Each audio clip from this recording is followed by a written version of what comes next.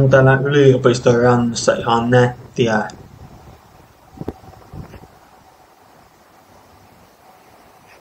Mutta tuolla minä kävin äsken tekemässä tentin.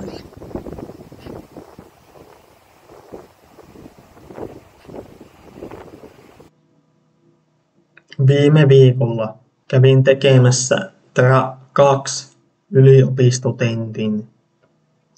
Yliopistotentin tapauksessa tulos pitäisi tulla 3 viikon kuluessa tentin tekemisestä.